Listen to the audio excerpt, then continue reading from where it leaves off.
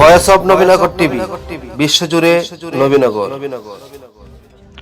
ক্যান্সারে আক্রান্ত শিরিন আক্তারের পাশে দাঁড়ালেন বিটঘর ইউনিয়ন প্রবাসী সমাজ কল্যাণ ফাউন্ডেশন। ইকবাল হোসেন পিন্টুর রিপোর্ট। মানুষ মানুষের জন্য এই স্লোগান বুকে ধারণ করে অসহায় মানুষের পাশে দাঁড়ানোর প্রত্যয়দীপ্ত হয়ে এক ঝাঁক তরুণ প্রবাসীর হাত ধরে শুরু হয় বিটঘর ইউনিয়ন প্রবাসী সমাজ কল্যাণ ফাউন্ডেশন।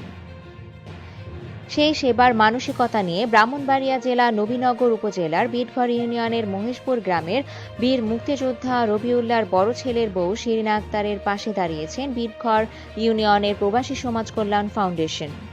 উল্লেখ্য, শিরিন আক্তার ক্যান্সারে আক্রান্ত হয়ে দীর্ঘদিন যাবৎ মুমূর্ষু অবস্থায় দিনাতিপাত করছেন। এখন অর্থের অভাবে চিকিৎসা চালিয়ে যেতে পারছেন না। এমত অবস্থায় মোহাম্মদ মাহবুবুল আলমের সঞ্চালনায় বিটঘর ইউনিয়ন পরিষদের বর্তমান চেয়ারম্যান হাজী আবুল হোসেন, সাবেক চেয়ারম্যান মোহাম্মদ শরীফ শওকত ওসমান নজরুল মেম্বার, স্বপন মিয়া এবং বিটঘর ইউনিয়ন প্রবাসী সমাজ কল্যাণ ফাউন্ডেশনের পক্ষ থেকে সংগঠনের নেতৃবৃন্দ ও সাংবাদিক সহ অন্যান্য বিশিষ্ট ব্যক্তিবর্গের উপস্থিতিতে এক অনাড়ম্বর অনুষ্ঠানের মধ্য দিয়ে অসুস্থ শিরিন আক্তারকে নগদ অর্থ প্রদান করা হয়। উক্ত অনুষ্ঠানে রোগীর সুস্থতার জন্য সকলের নিকট দোয়া কামনা করে সংক্ষিপ্ত বক্তব্য রাখেন সমন্বয়কারী হাজী দেলোয়ার হোসেন বাবলু।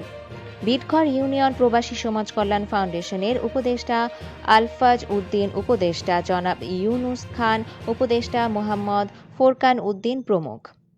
অসুস্থ শিরিন আক্তার সংগঠনের সবাইকে তার চিকিৎসায় সহযোগিতার জন্য কৃতজ্ঞতা ও ধন্যবাদ জ্ঞাপন করেন।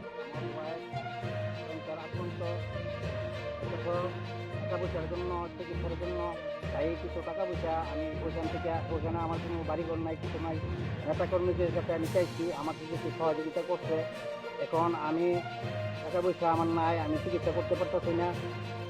বিটঘর ইউনিয়নের যারা প্রবাসী ভাইয়েরা আমাকে টাকা পয়সা দিয়ে সাহায্য করতেন। আল্লাহ তাআলা যেন আপনাদেরকে হায়াত দান করে, আল্লাহ যাতে আপনাদেরকে মন দিয়ে যাতে গরিবের পাশে দাঁড়ান। সকল সদস্যদেরকে যারা আছেন তাদেরকে আমি ধন্যবাদ জানাই। তারা যেই কাজ করে তাকে ধন্যবাদ জানাই। তাদের যে কাজ করতেছে এটা পুরা হবে না। আমি আমার ইউনিয়ন পক্ষে তাদেরকে আমরা তারা দিন এইভাবে কাজ করে যে কাজ করছে, আমি আরও কয়েকটা অনুষ্ঠানের মাঝে উপস্থিত ছিলাম। তারা যেভাবে গরিবের পাশে মানবতার পাশে দাঁড়াইয়া তারা যে মানুষের যে সেবায় নিয়োজিত, তারা যেই কাজ করতেছে আমরা ইউনিয়ন পক্ষ থেকে আমি তাদেরকে ধন্যবাদ জানাই এবং তাদের কাছে যে কাজ করে তাদের কৃতজ্ঞতা স্বীকার করি।